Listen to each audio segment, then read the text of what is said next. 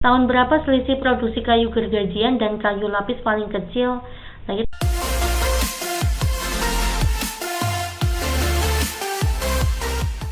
Halo, assalamualaikum. Kembali lagi bersama kakak di Mat Game Privat. Ya, kita akan membahas ya beberapa soal UTBK tahun 2024 untuk gelombang ke-1. Ini untuk persiapan kalian ya yang akan menghadapi UTBK tahun 2024 gelombang 2. Kita akan membahas ya beberapa soal ya yang sempat keluar kemarin, ada PU, PK, PM.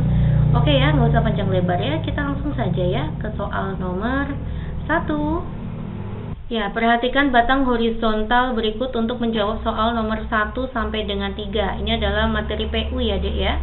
Kita masih masuk ke PU.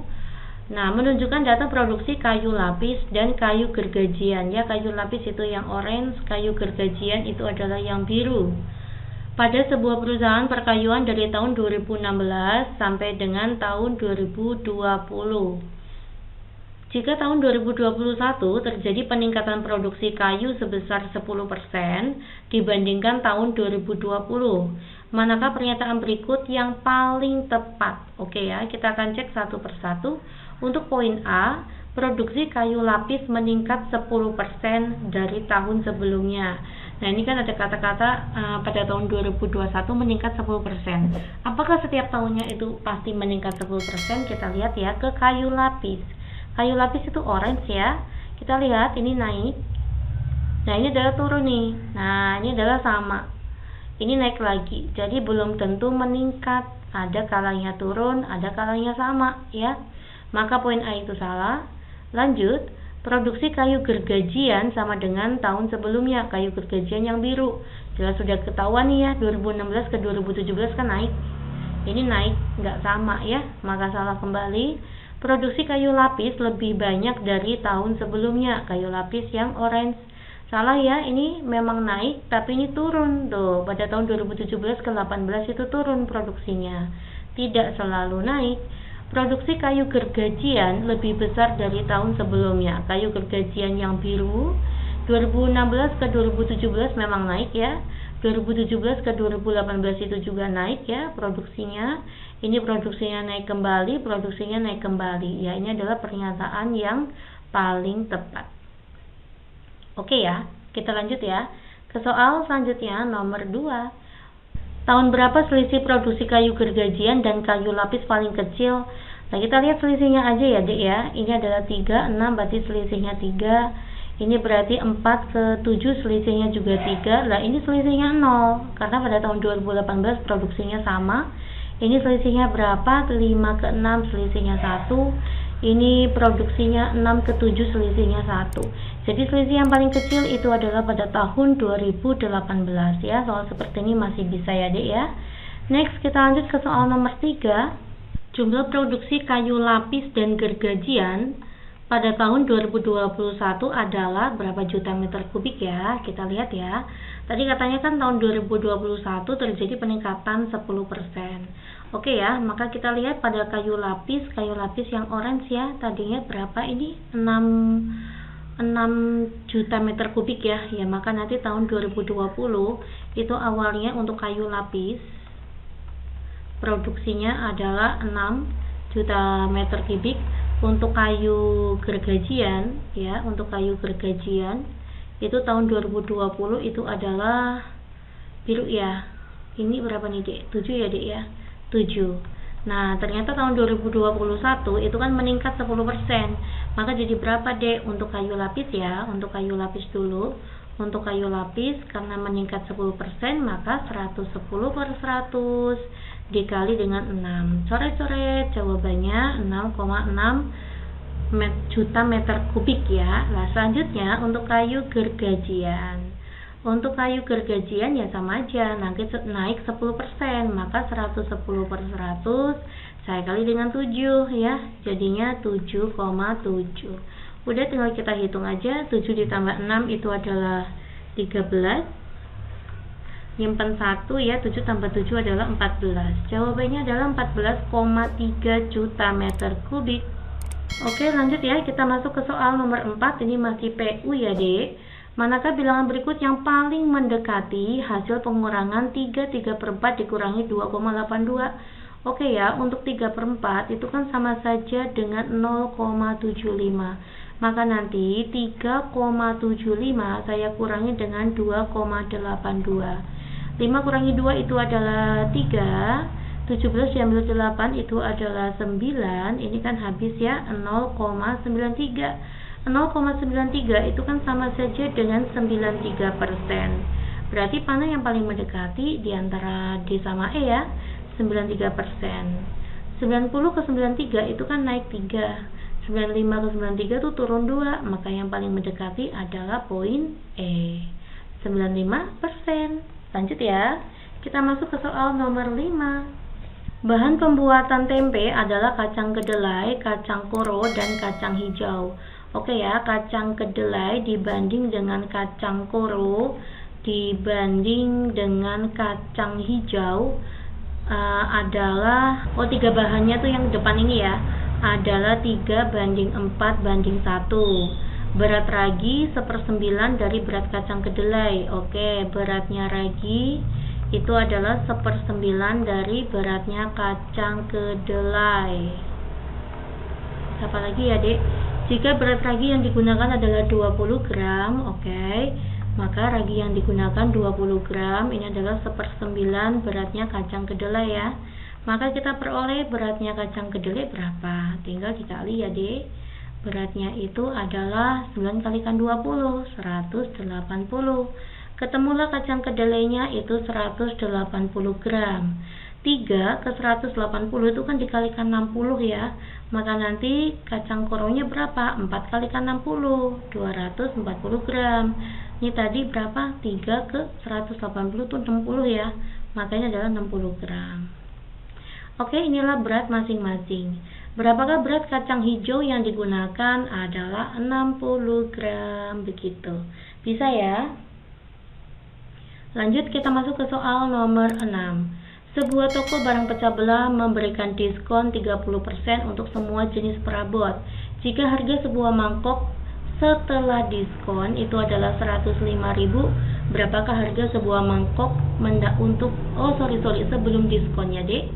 Oke, harga setelah diskon itu rumusnya adalah 1 dikurangi persentase diskon kita kali dengan harga awalnya. Ya, maka nanti harga setelah diskonnya berapa? 105.000 mbak. Oke, 1 dikurangi harga persentase diskon 30% atau 0,3. Nah, maka harga awalnya ketemu atau harga sebelum diskon.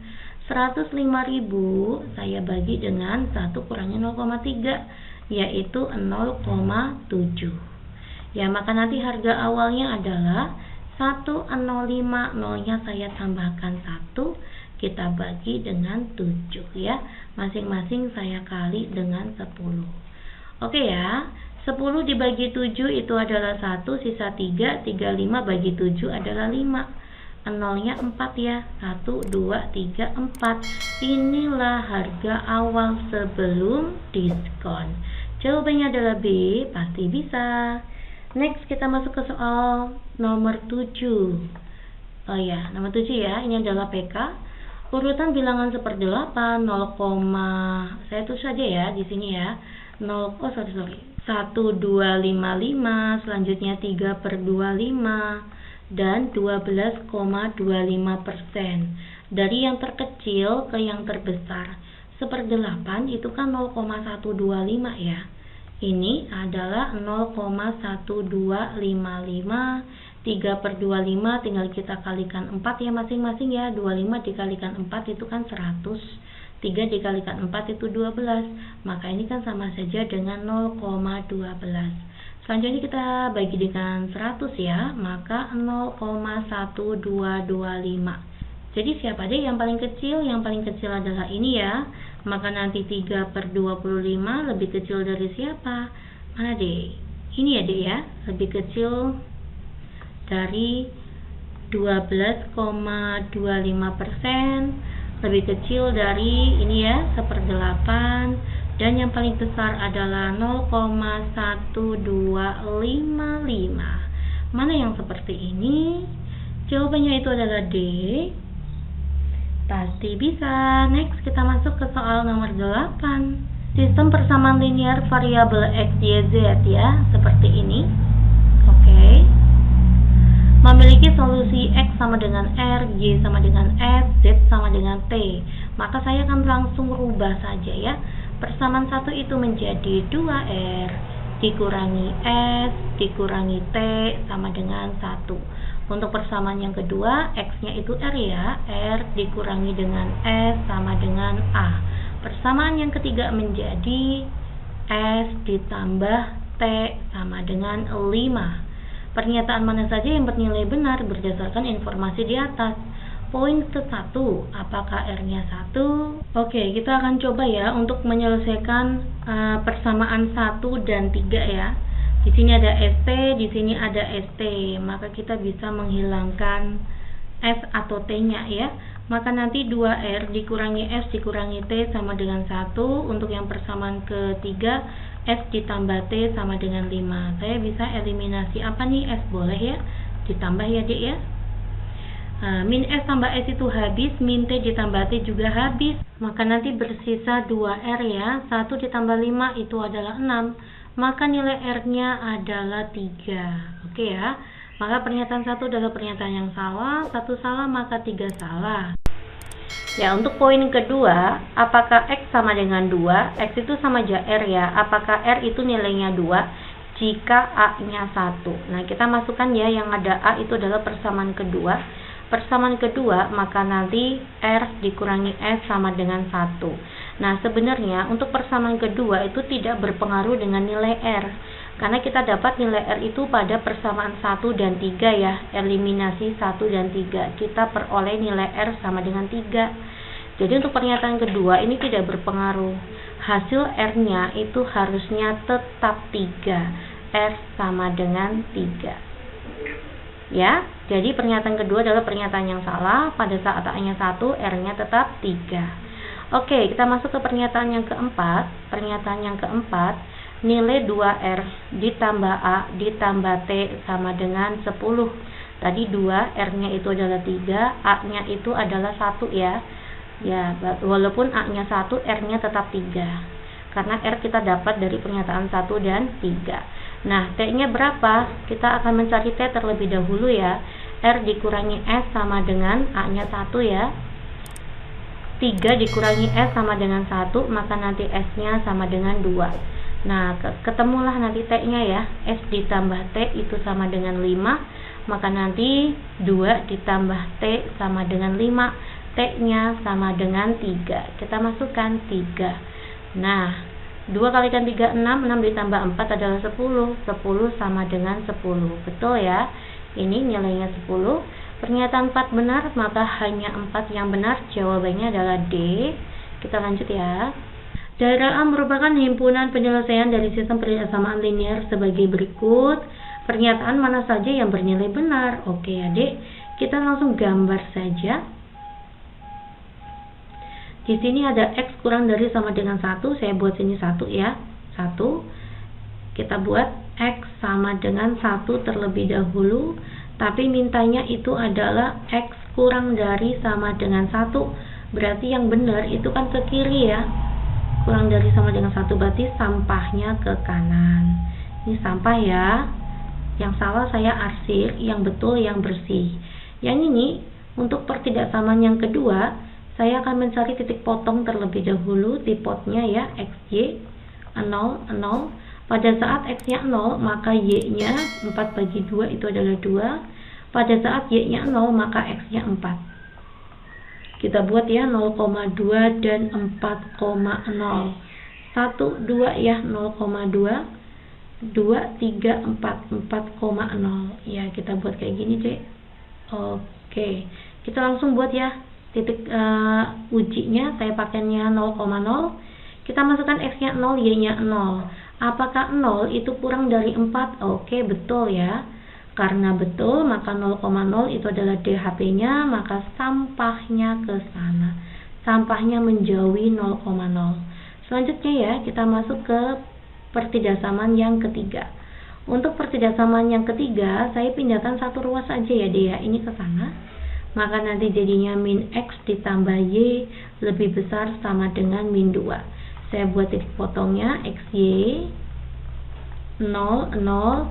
Pada saat X-nya 0, Y-nya adalah min 2. Pada saat Y-nya 0, X-nya itu adalah min 2 bagi min 1, ya 2. 0, min 2 dan 2,0.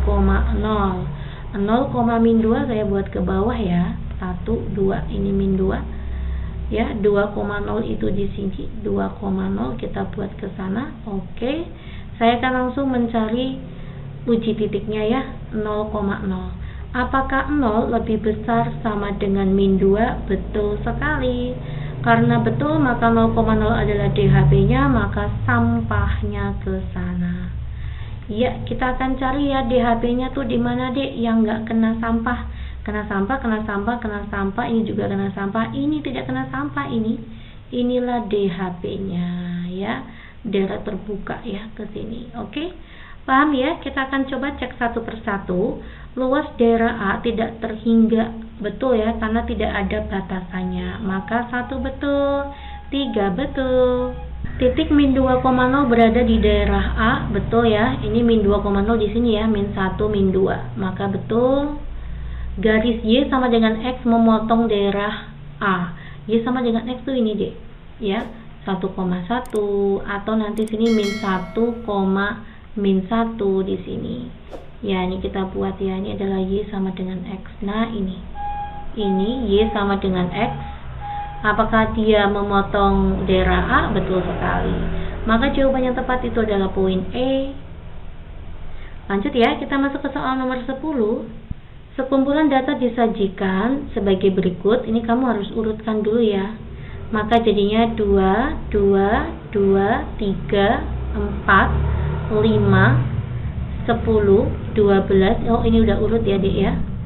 Rata-rata, median, dan modus kumpulan data merupakan 3 suku awal suatu baris aritmatika.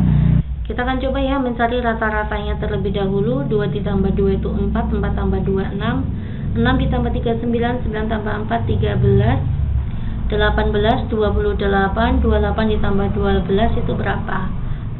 40 ya, 40 tambah 14 itu adalah 54. Dibagi dengan, ini datanya ada 9. 54 dibagi 9 itu adalah 6 ya. Median, kita akan mencari median pakai coret-coret saja ya dek.